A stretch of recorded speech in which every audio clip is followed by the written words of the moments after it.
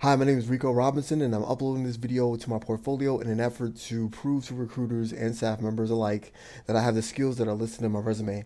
In this video, I'll be focusing on my ethical hacking skill set, specifically with the pen testing framework Metasploit. I'll be demonstrating the successful penetration of a Metasploitable server with the use of Kali Linux virtual machine in a home lab environment. Let me preface by saying I would like to keep this video as short as possible, so forgive me if it feels a bit rushed. But if you have any questions or want a more extensive presentation, please reach out to me for an interview. My contact information is in my resume. So we're going to get started here with Kali Linux on the right side, and then I'm going to pull up Metasploit on the left side here. We're going to start by logging into Metasploit, and then we're going to run an Nmap scan on the Metasploitable server, and then we'll go ahead and get started on our penetration campaign here. Let me start by running a quick ifconfig on both machines so I'm familiar with the IP addresses of both machines. That's going to come in handy later. Oh, I believe that's the wrong password. Bear with me here. Okay, let's see. All right. Okay, we're going to launch the Metasploit console with the following command, msf console.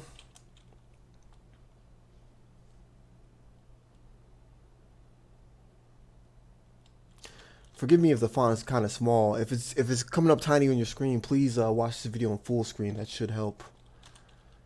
All right, now we're going to run an Nmap scan on the Metasploitable server to your left here.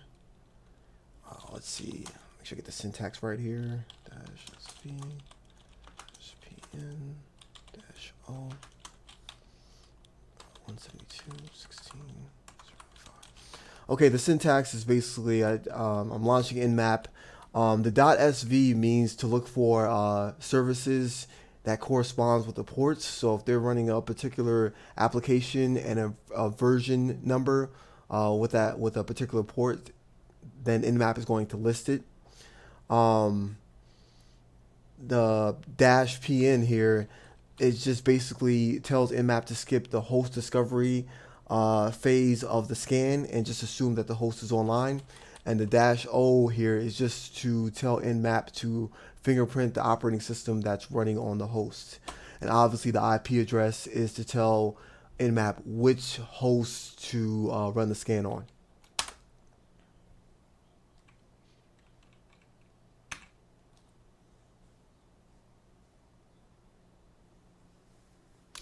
The scan might take a second here.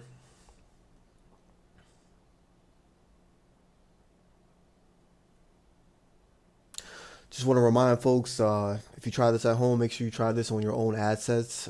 Scanning and penetration testing on other networks is illegal, so just make sure you keep it in a virtual home environment or an approved environment. All right, so we're in the Metasploitable console. The scan is done.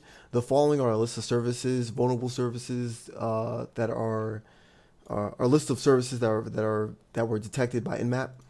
As you can see here for FTP, we have it says FSFTPD here, which stands for Very Secure File Transfer Protocol. Just an FTP application. You see they got OpenSSH 4.7, Linux Telnet, Samba, MySQL, and it goes on and on. For this particular presentation, we're going to try to exploit a vulnerability that's running on the application VSFTPD 2.34. So what we're going to do is first we're going to use Metasploit. We're going to use Metasploit's search functionality to search for vulnerabilities related to this particular application. And we're going to do that by typing in search, and then we're going to type VSFTPD. So we only have one vulnerability here, and it is for the version that we see. It's VSFTPD 234 or 2.3.4. We're going to go ahead and configure that. We're going to configure Metasploit to use that particular exploit. So we're going to do that by typing in use 0. The reason why I use the number 0 because that's the number of the exploit right here. I'm going to press enter. Wait a minute. Where's it set? Let's use. Now we're going to type the show options command to list the configuration options that we have to configure. Some of these options are optional. We're just going to configure the mandatory ones. The only ones that are mandatory is the R port, or in other words, the port of the host that we're hacking into, and then the R host, which is basically the name or the IP address of the targeted host as well. The port is done for us. We'll just have to fill in the latter. So we're going to do that by saying set R host 172.16.0.5. Press enter. Do a show options again, and as you can see, the IP address we entered is now in the table. So now it knows exactly what host to attack and what port to target. So from then on, all we have to do is type in exploit and press enter, and it's going to do its thing. Give it a second here. Okay, now it told us it's found a shell, and now it's going to open up a shell on the targeted machine, and we'll be able to actually have access to the machine, and we'll be able to traverse the machine's directory. So we're currently in the machine. Let me run a few commands here on the host.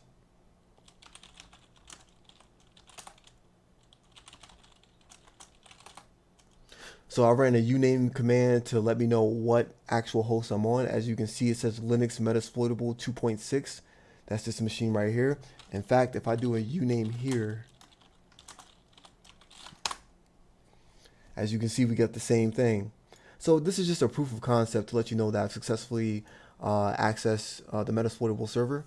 We're going to run a few other commands here.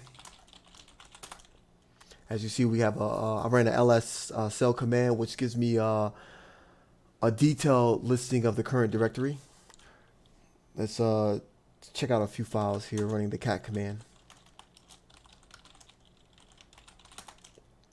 Ran a cat etc shadow, which displays the shadow file, which on Linux machines is the configuration file that houses hash passwords of both user and service accounts. And I should be able to spot the user account here. Here it goes, MSF admin, which is the user account of the Metasploitable machine. And the rest of these are probably service accounts. However, in a real life scenario, I would be able to, if I have access to this particular file, I could download it to my host machine and crack the hashes offline. And if I'm successful, that would obviously give me a big advantage.